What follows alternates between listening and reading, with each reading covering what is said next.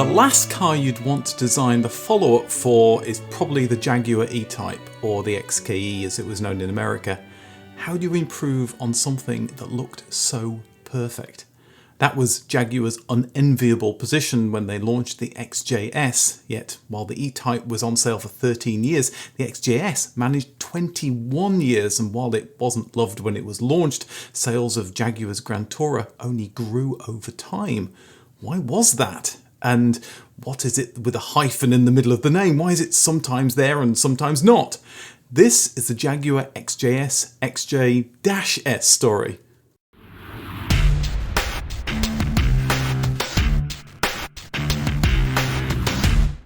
The E-Type began production in 1961. 5 years later, Jaguar started thinking about what would replace it after they'd merged with BMC and felt they had the money to put towards such a project. It started with a reskin using a stretched E-Type 2+2 platform. E-Type stylist Malcolm Sayer would keep tweaking the design as a side project whilst producing the 1968 XJ Saloon. By 1967, both a coupe and a convertible were penciled into Jaguar's expanding future lineup. A range this large was never going to happen, first because Jaguar lacked the finances, and secondly because they were merging with the Leyland Group, which meant those new cars were now competing with models from the same company, and that would never do. But the E-Type replacement was still a go, and by 1968 had been styled into this stunning small-scale mock-up by Oliver Winterbottom. Plans were to launch it by 1970. That date got delayed as the team shoehorned the V12 engine into the E-Type, something that appeared in 1971. But in any case, money at the new British Leyland was tight, and this E-Type replacement was based on an ageing platform. Jaguar had this shiny new XJ Saloon, and that was turning heads and winning reviewers over with how good it was to drive. Why not use a shortened XJ chassis? Thoughts of this had surfaced as early as 1968 and quickly gathered steam. The E-Type platform was out and the XJ platform was in. The E-Type might look like it had low drag, but Jaguar wanted the new car to actually have low drag. But what it wouldn't have was a low bonnet. New crash and lighting laws would put paid to that. Like the previous car, there would be two models, a coupe and a roadster. The design would feature flying buttresses, marking a strong new styling direction. There were thoughts of badging it as the F-Type, but given the E-Type was known as the XKE in North America, and with the success of the Jaguar XJ launch, the new car would be known as the XJS. Jaguar was enamoured with their new 5.3 litre V12, and it would be the only engine offered in their new sports car. With fuel injection, the 285 horsepower engine should give the car a similar 0 to 60 time as the E-Type, 6.8 seconds. Like the E-Type, it would be allied to a 4-speed manual or a 3-speed Borg-Warner automatic. Jaguar were working on a 5-speed manual, but it was abandoned due to lack of funds. The V12 would be quite an experience, but it shouldn't drown out the conversation. So the development team focused on sound deadening, even minimising the number of entry points of the wiring loom between the engine bay and the interior. The E-Type already had its fair share of luxury, with leather seats, an adjustable steering column and an internally adjustable wing mirror. The XJS would offer even more, where tinted glass, a radio and air conditioning were an option on the old car. These would now be standard, along with an 8-track player in the US or cassette in Europe. Presumably sourced from the same place as the Princess, the dashboard grew a cluster of warning lamps, a laminated windscreen and halogen headlights, apparently something no other car company had yet introduced. These were very innovative, but up against US rules, so Americans would have to make do with 4 round headlights. There were other luxuries as well, like central locking electric windows and bumpers with energy-absorbing hydraulic struts that could fend off impacts up to 5 miles an hour. Work on the coupe continued, but the Roadster wouldn't make the cut. US legislators threatened to bring in rules banning open tops, and car companies shied away from new models. Those rules would never come to be, so in the late 70s and 80s there was a severe shortage of convertibles, and it would take until the late 80s with cars like the Mazda MX-5 that would be rectified. By 1972, the car's design was set in stone, but Jaguar would be hit with not one, but 2 disasters. The first was the oil crisis. Petrol jumped 400%, not ideal for a car with a 5.3 litre V12 engine. New speed limits rained on any enjoyment you might get from a car that could go 150 miles an hour. And given that, would parent British Leyland put much money behind marketing this albatross, and how much would that further impact sales? The second disaster was the collapse of British Leyland. They were forced to go cap in hand to the British government for a bailout and were nationalised to protect jobs and vehicle production from Britain's largest car company. This chaos must have surely caused no end of headaches for Jaguar in getting the XJS ready for production. To make matters worse, Jaguar was going through 3 chairmen in 2 years, and that probably didn't help and weakened the influence that the luxury car maker had within British Leyland, which impacted their ability to push for increased support for their cars.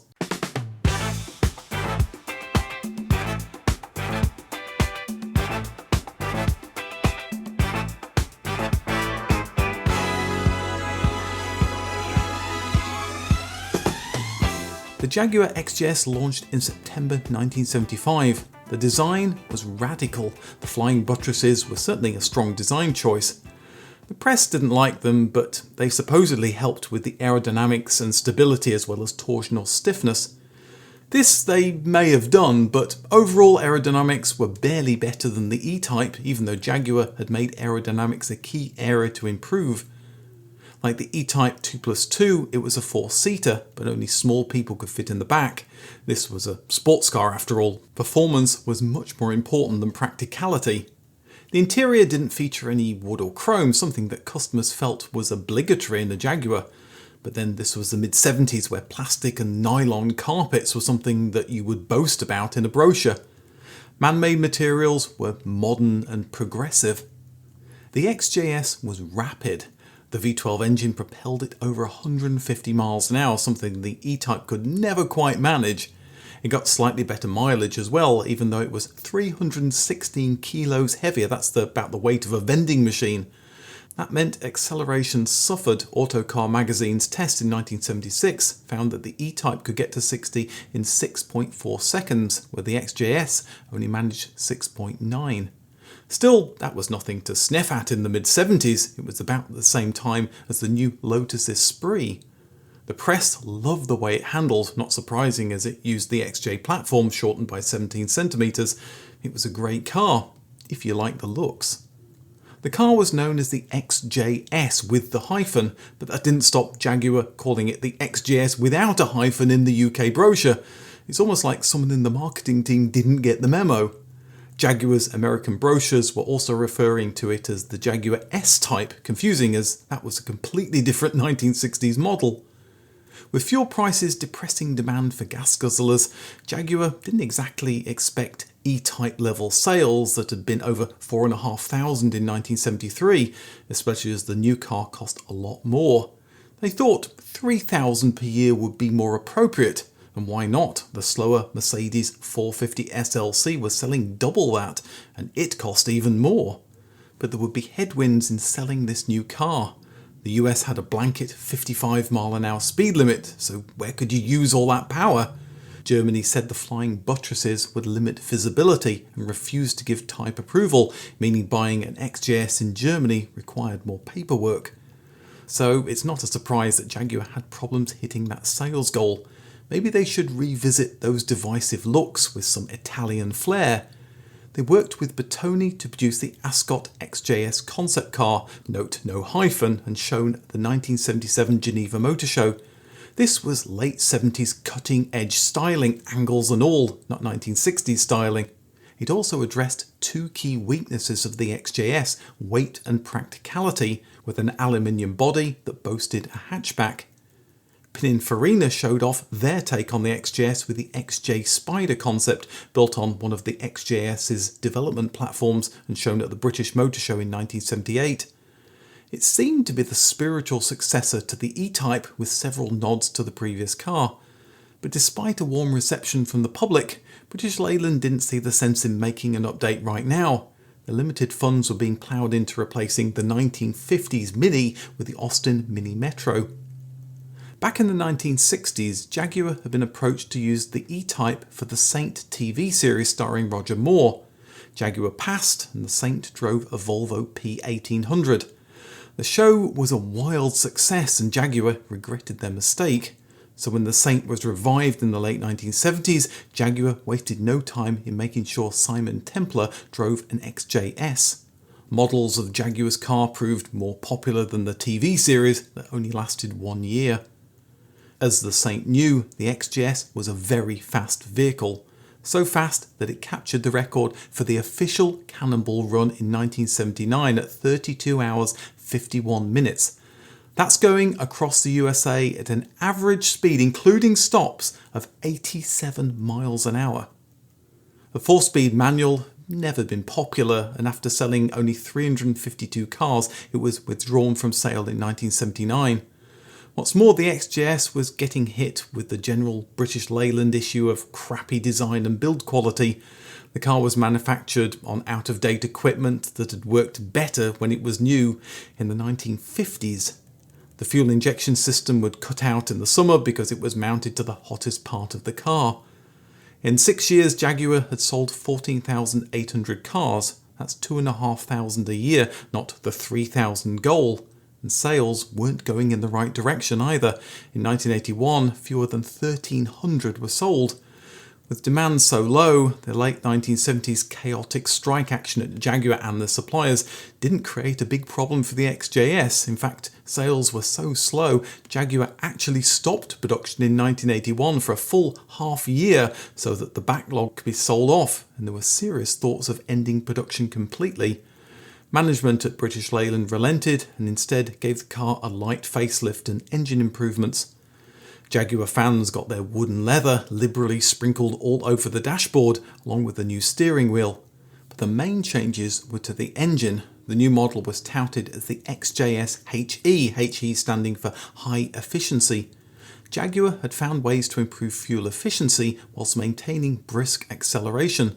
They also improved the handling and used fatter rear wheels for more traction. When combined with a lower price and better build quality, the public liked what they saw and sales started to turn around. In 1982, it was jumping past Jaguar's initial 3,000 sales goal. A year later, they sold nearly 5,000, the best year ever.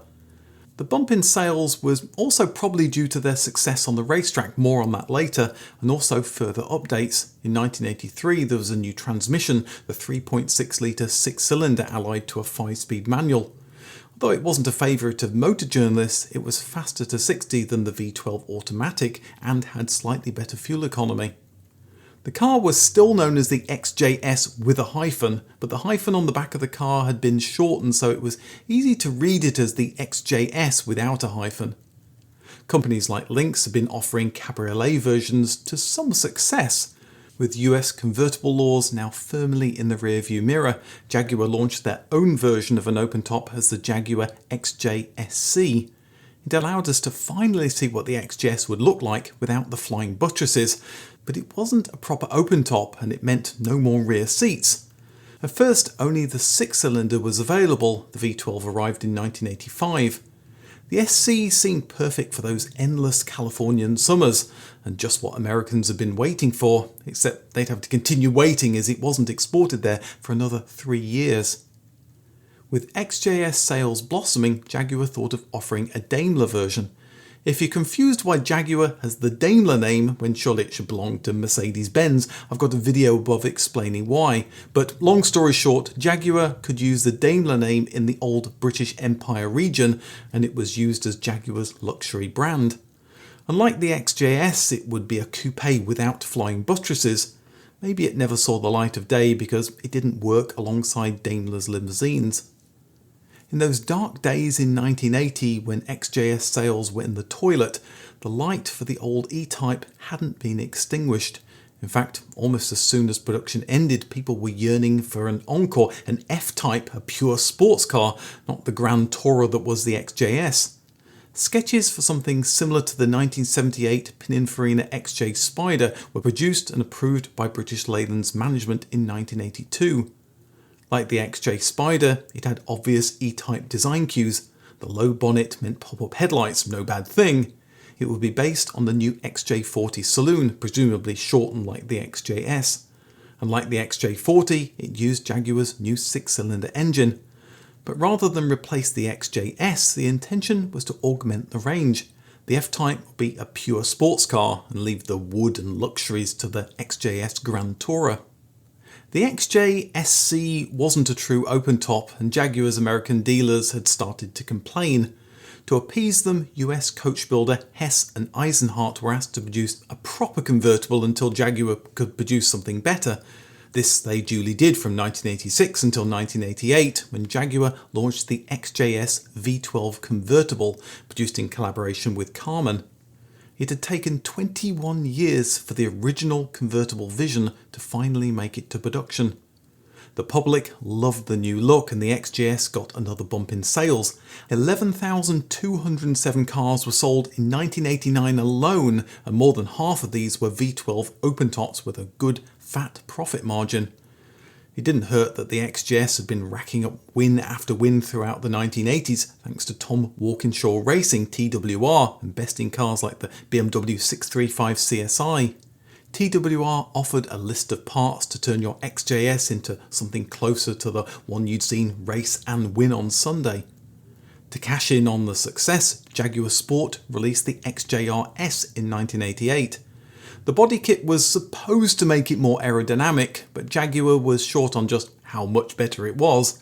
The handling was improved, but there was almost no change to the transmission, and it still used an automatic.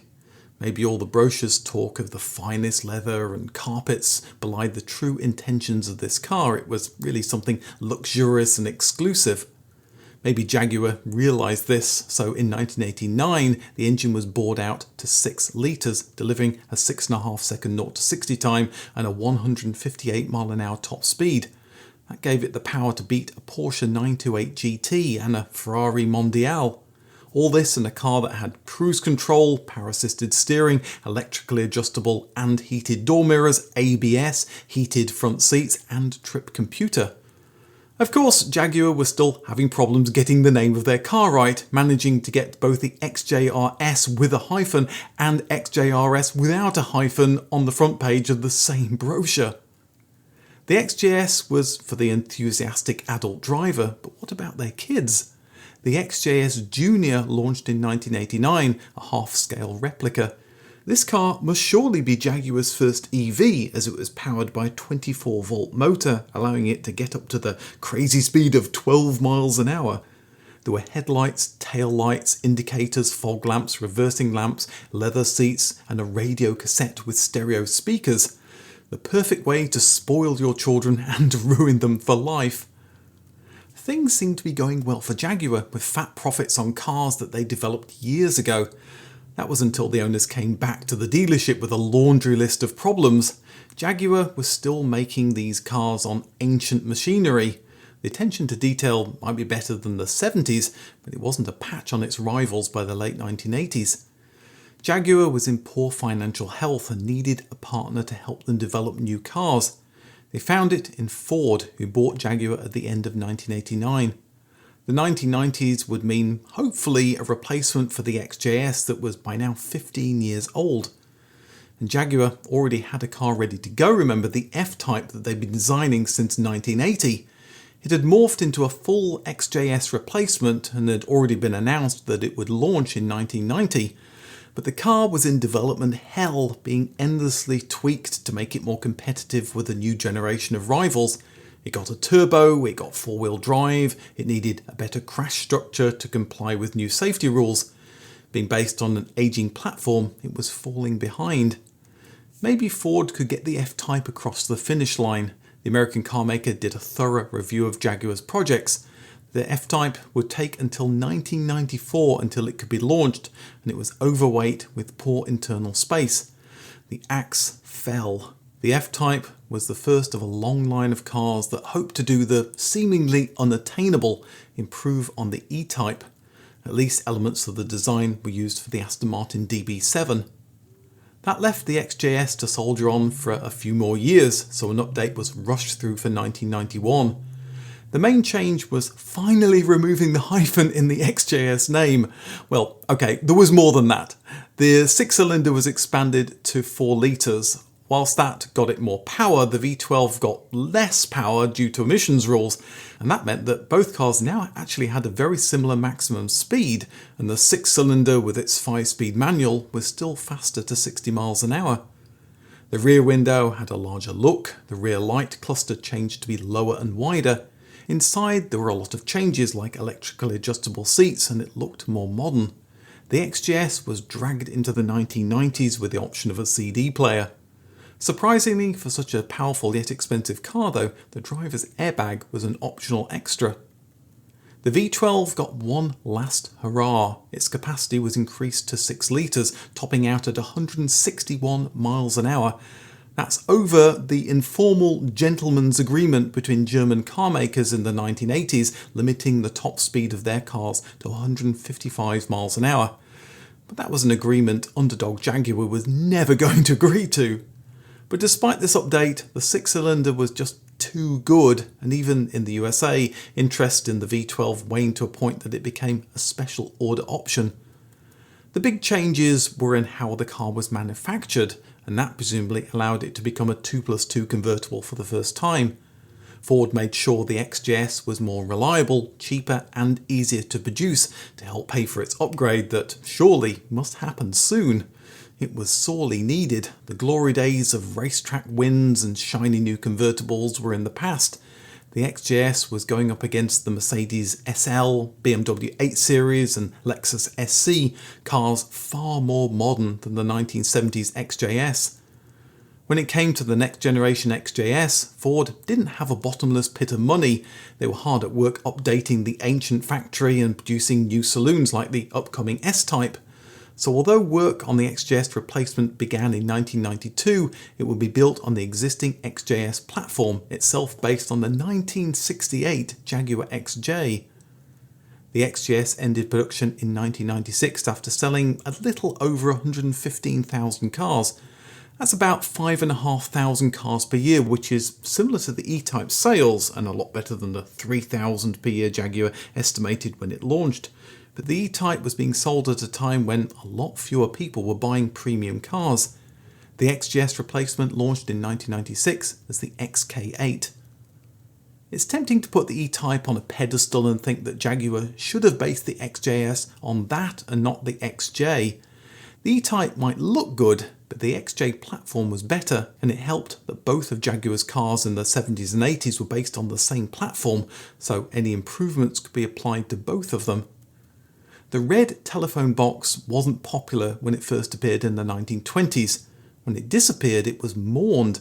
Likewise, the public might have been put off by the XJS's looks when it launched, but they got used to it and even loved it, flying buttresses and all, over the 21 years it was on sale. But it wasn't an E-Type, a car that increasingly gathered mythic status and became a benchmark that every future Jaguar sports car would be measured by.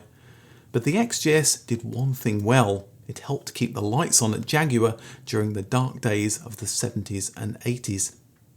If you want to see the history of the car that I've been talking about for this whole video and the one that started it, the E-Type, there's my video on it on the right.